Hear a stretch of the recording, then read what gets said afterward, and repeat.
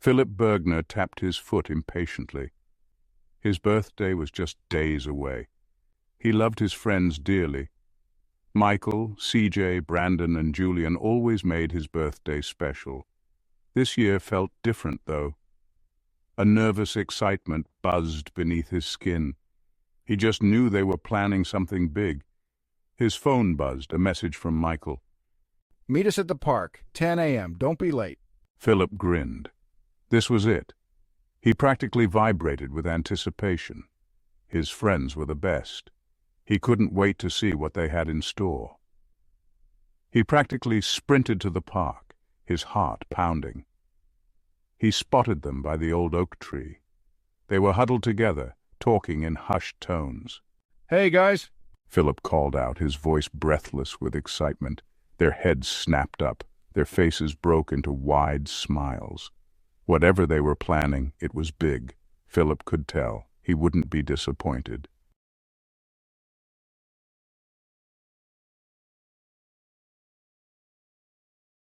"We're going on an adventure," Michael announced, his eyes twinkling. He held up a brochure. It was a picture of a snow-capped mountain, towering and majestic. Philip's heart skipped a beat. "Everest?" he whispered, his voice catching in his throat. Michael grinned and nodded. Philip couldn't believe it. It was his ultimate dream, to stand on top of the world. "But how?" Philip stammered, his mind racing. Everest was expensive, dangerously expensive. Michael just chuckled. He slung an arm around Philip's shoulders. "Let's just say my last movie did a little better than expected," Michael said with a wink. Philip's jaw dropped. He knew Michael had landed the lead role in X-Men Origins Iceman. But this was unbelievable.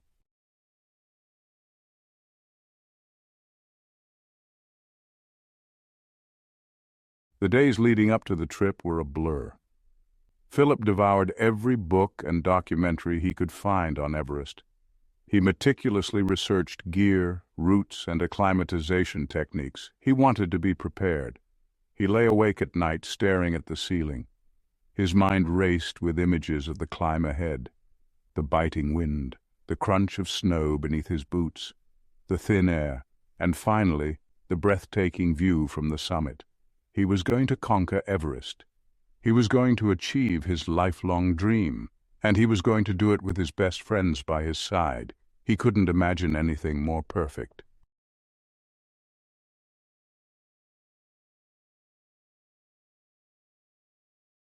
He knew the risks. He knew Everest was unforgiving. He had read the stories of those who had perished on its slopes. But he refused to let fear consume him. This was his destiny. He had been obsessed with Everest for as long as he could remember. Something about its sheer size and power called to him. It was a test, the ultimate challenge, and he was determined to prove himself. As the day of their departure arrived, a strange mix of excitement and trepidation washed over him. He knew this journey would change him. He just didn't know how. One thing was for sure, he was ready.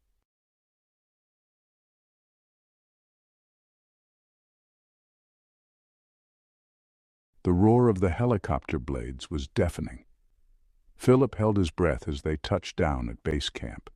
The air was thin, icy cold. He gasped, his lungs burning. But he didn't care. He was here, on Everest. Base camp was a hive of activity. Tents of every color dotted the landscape. Climbers from all over the world bustled about, preparing for their own ascents. The energy was infectious. "Welcome to Everest, buddy." Philip felt a surge of adrenaline. He caught Michael's eye. His friend grinned, his face flushed with excitement. Philip laughed, his heart pounding with anticipation. They spent the next few days acclimatizing, hiking to higher altitudes, letting their bodies adjust to the thin air. Philip struggled at first, headaches pounded in his temples, nausea rose in his throat, but he pushed through, determined to conquer this mountain.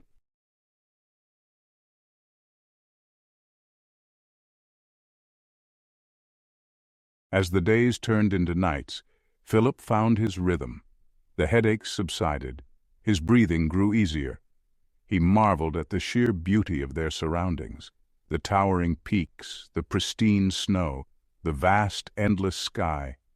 He and his friends joked and laughed as they trekked through the icy wilderness. They shared stories, fears, and dreams. The bond between them had never felt stronger. They were in this together, a team, a brotherhood forged in the crucible of Everest.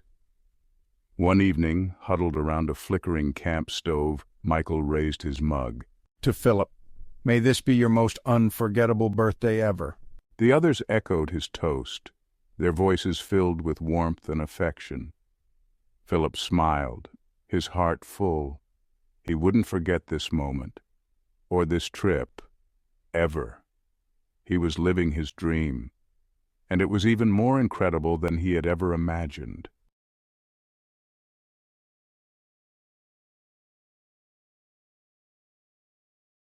The climb was arduous, relentless. But Philip embraced the challenge. He pushed himself harder than he ever thought possible.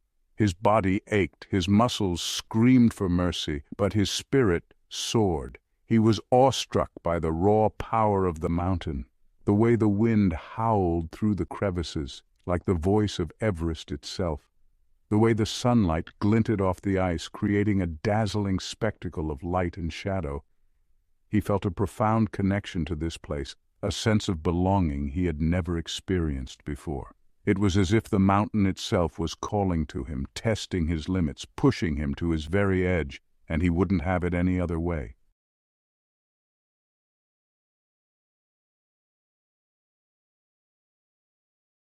The higher they climbed, the more surreal the landscape became. Ice formations, sculpted by the wind into bizarre and fantastical shapes, loomed over them. The air grew thinner, the silence more profound. It was like stepping onto another planet. Philip felt a strange sense of detachment from the world he knew, as if the everyday concerns of life, work, bills, deadlines, had faded into insignificance. Here, on the slopes of Everest, there was only the mountain. And the climb. He had never felt so alive, so present, so utterly consumed by the moment.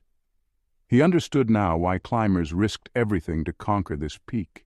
It was an addiction, a siren song that lured you in and never let you go.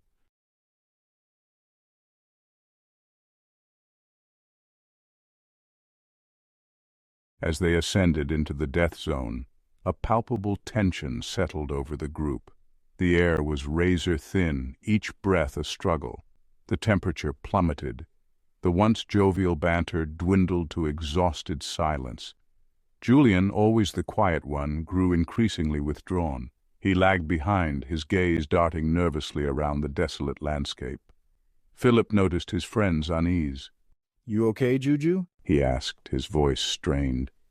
Julian hesitated, then shook his head, his face pale and drawn. I don't like this. There's something out there. Philip frowned. What do you mean? He asked, his brow furrowing. Julian just shook his head again, his gaze fixed on something in the distance. Just a feeling, he muttered.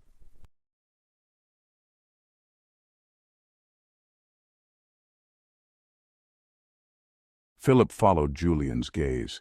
In the distance, barely discernible against the blinding white snow, he saw a figure, tall and slender, almost skeletal in its thinness. It was moving towards them, its gait strangely uneven. It's probably just another climber, Michael said, his voice tight. But Philip could see the doubt in his eyes. The figure was too far away to make out any details. But there was something about it, unsettling. The wind picked up, whipping snow into their faces, obscuring their vision. The figure vanished from sight. Come on, let's just keep moving. Philip hesitated, his gaze still fixed on the spot where the figure had disappeared. A shiver ran down his spine. He couldn't shake the feeling that something was terribly wrong.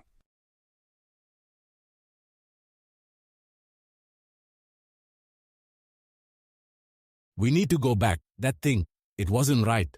His words were lost in the howling wind.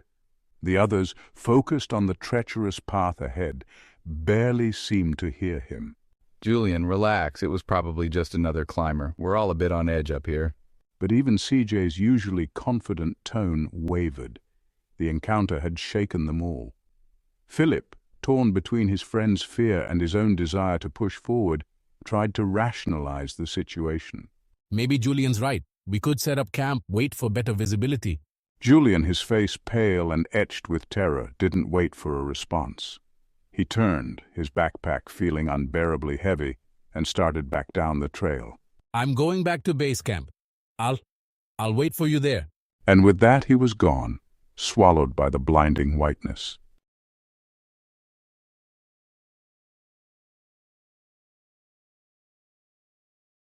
We can't split up. We need to stick together. He looked from Philip to CJ, his eyes pleading for reason. He's probably just suffering from altitude sickness. He'll be fine once he gets back to a lower altitude. Philip, his gut churning with unease, wasn't so sure. Julian's fear had been palpable, primal. But what choice did they have? Turning back now, so close to their goal, seemed unthinkable. Let's just reach the next ridge. We can reassess the situation there. He tried to sound confident, but the sight of Julian's retreating figure, swallowed by the unforgiving landscape, haunted him.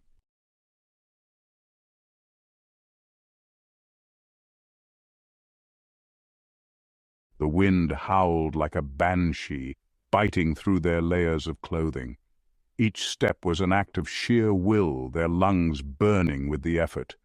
The air grew thinner, the silence broken only by the crunch of their boots on the snow.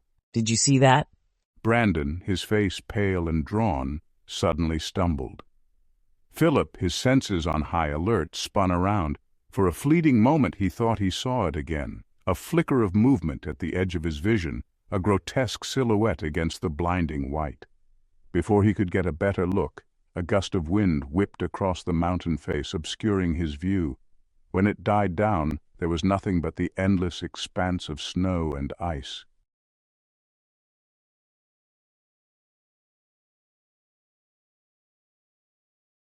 There's nothing there, Brandon. It's just the wind playing tricks on your eyes.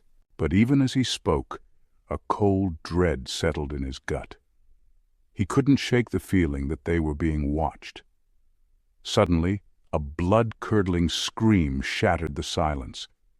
Brandon, his eyes wide with terror, was yanked backward with inhuman force, disappearing over the edge of the path. His scream echoed across the desolate landscape, abruptly cut short. Philip and CJ stared in horror at the spot where their friend had vanished. A chilling silence descended, broken only by the mournful howl of the wind.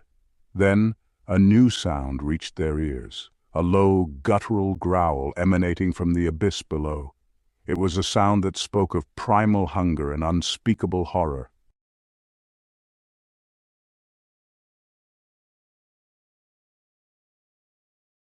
Philip and CJ scrambled to the edge of the precipice, their hearts pounding in their chests. Below, the mountainside dropped away into a dizzying chasm.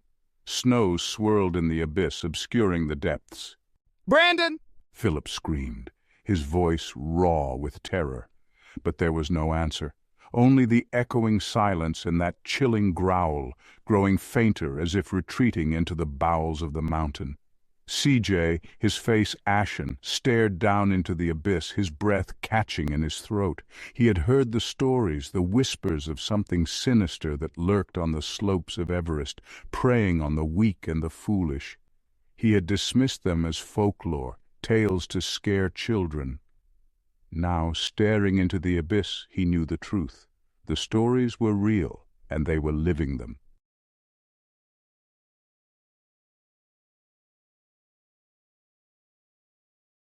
A low, keening moan echoed up from the abyss, sending shivers down Philip's spine. He looked at CJ, his friend's face a mask of fear and grim determination. We have to go, now. He turned and started scrambling back up the trail, his movements fueled by adrenaline and terror.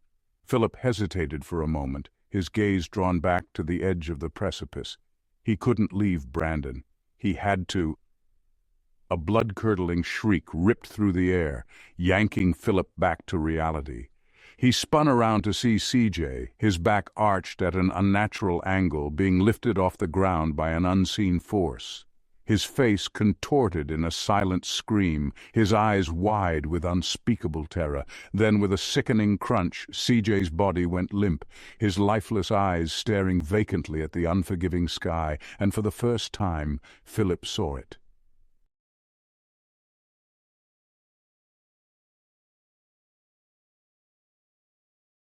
Philip stared, his mind reeling, his body frozen in place by a primal fear he had never known. This was no climber.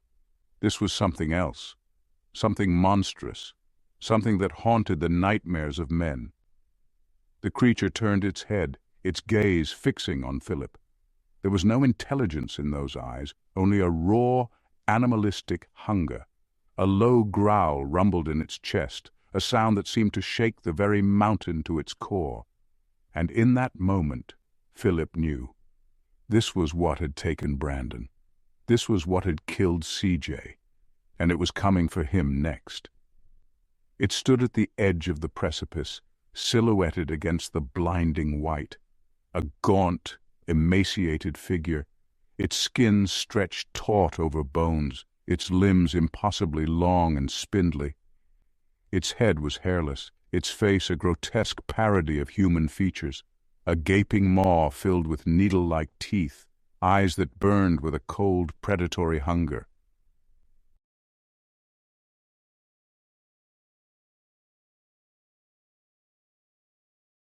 Adrenaline surged through Philip's veins, snapping him out of his paralysis. He had to move, he had to get away.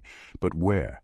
The path behind him was blocked by the creature. The only way out was down. He glanced over the edge of the precipice. The mountainside fell away in a dizzying drop, the bottom lost in a swirling vortex of snow and ice. It was suicide, but so was staying here. "Michael!" Philip screamed, his voice raw with terror and desperation. "Run!" He didn't look back to see if Michael was following. He didn't have time. With a surge of fear-fueled energy, he scrambled over the edge of the precipice, his boots scrabbling for purchase on the icy slope.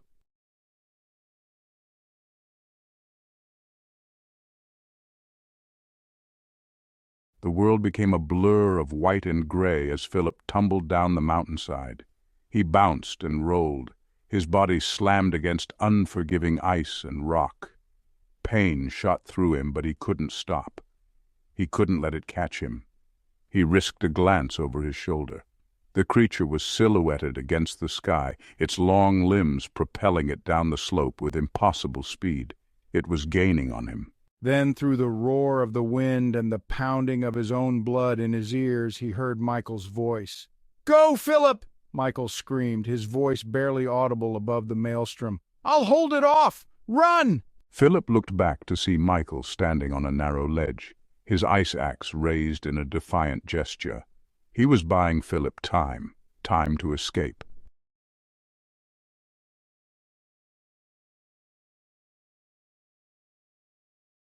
Philip didn't argue. He didn't waste time with goodbyes. He knew what Michael was doing. He was sacrificing himself to give Philip a chance.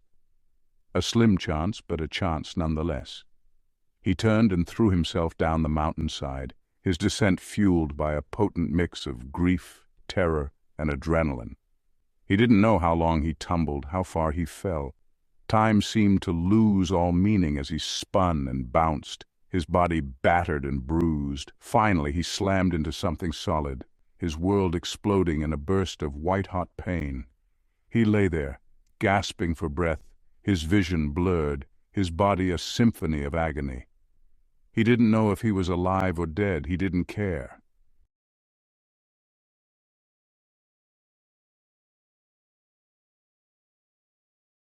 As his vision cleared, he realized he was lying in a shallow crevasse, protected from the worst of the elements. He tried to move, but pain shot through his body, forcing him to lie still. He was alive. He was alive. And Michael... A wave of nausea swept over him, and he turned his head away from the sight of his friend's mangled body a short distance away. Michael's sacrifice had bought him time. But it hadn't been enough. The creature had caught up with him, and then he saw something else. Something that sent a fresh wave of horror through him. It was Julian, or what was left of him. His friend's body lay sprawled on the snow, torn and mangled beyond recognition. His limbs were twisted at unnatural angles, his torso ripped open, his entrails spilling out onto the pristine white snow like gruesome garlands.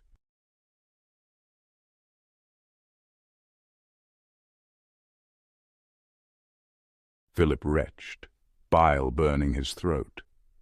The creature had found Julian. It had slaughtered him like an animal. And now he heard a low, guttural growl echoing from above. He didn't need to look to know what it was. The creature was standing at the edge of the crevasse, its silhouette a dark stain against the blinding white.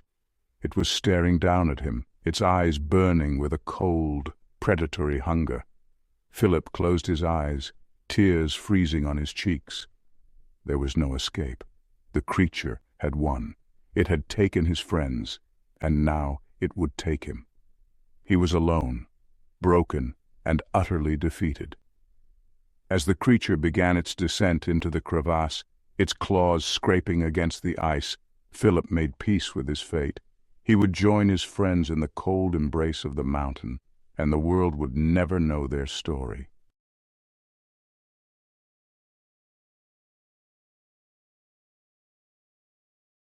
The creature's weight slammed into the crevasse.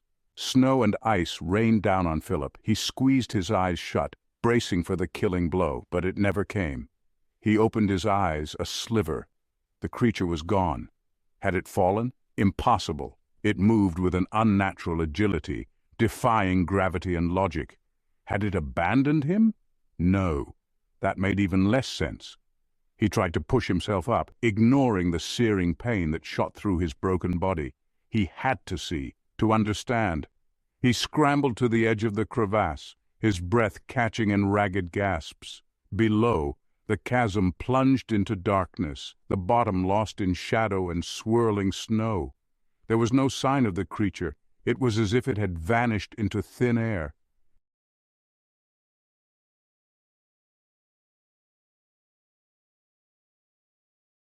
Philip slumped back against the ice wall, his mind reeling. Was he going mad? Had the altitude, the terror, finally shattered his sanity? He had seen it. He had seen them all die, Brandon, CJ, even Julian. He looked down at his trembling hands, crusted with blood and ice. Were those memories real, or were they just hallucinations? Figments of a mind pushed beyond its limits. He wanted to believe he was going mad, that none of this was real.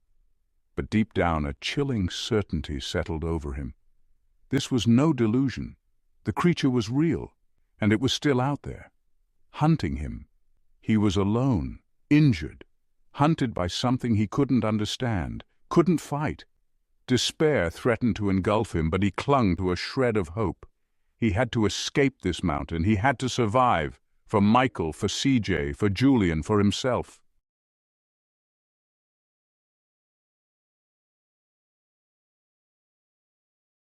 He spotted a faint glow in the distance, a light.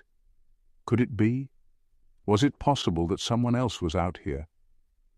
Hope, fragile but real, flickered within him. He had to reach that light. He had to try. Ignoring the pain that screamed through his body, he started crawling towards the glow.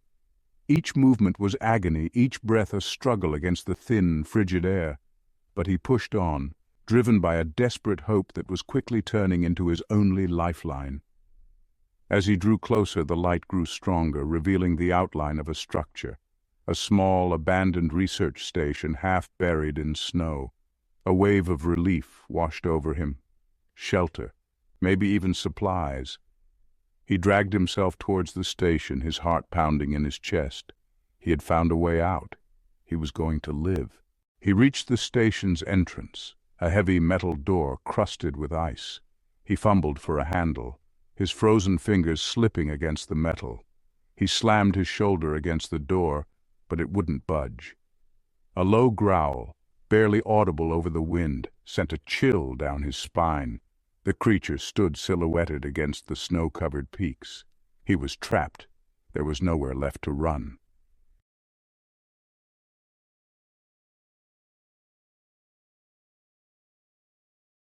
Philip pressed himself against the frigid metal door, his breath fogging in the freezing air.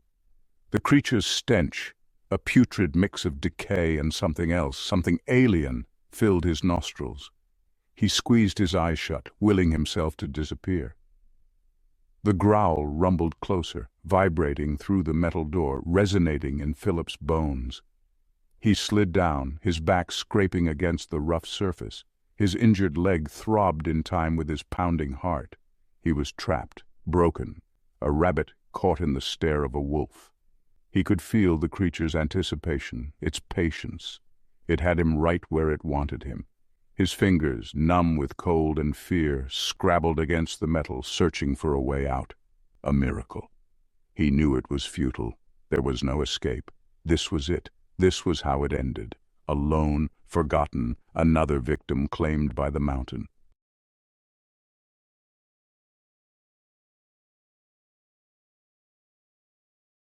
The growl died down, replaced by an eerie silence. The only sound was the wind howling across the desolate landscape, a mournful dirge for the living and the dead. He wasn't sure how long he sat there, his mind a chaotic jumble of fear, regret, and a strange creeping numbness. Whispers seemed to slither from the depths of his fear, twisting into his thoughts, whispering of surrender, of oblivion. It would be so easy to let go, to give in to the cold embrace of the mountain. He thought of his friends, their laughter echoing in the vast emptiness of his mind. Michael's unwavering loyalty, CJ's dry humor, even Julian's quiet strength. They wouldn't want him to give up. They wouldn't want him to die like this. He had to fight, even if it was a losing battle, even if it was just for a few more breaths, a few more moments of defiance against the inevitable. He owed them that much.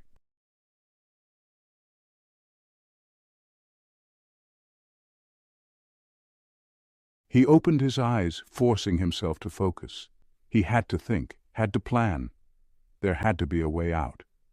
His gaze fell on a small, frosted window pane set into the heavy metal door. A single, flickering light emanated from inside. Hope, sharp and unexpected, pierced through the fog of fear. Someone was in there, someone who might be able to help him. He slammed his fist against the door, the impact sending jolts of pain up his arm.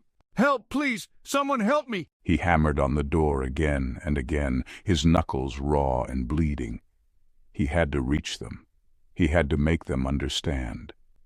He clung to that flicker of hope, praying that whoever was inside would hear his pleas, would see him through the frosted glass, would be his salvation.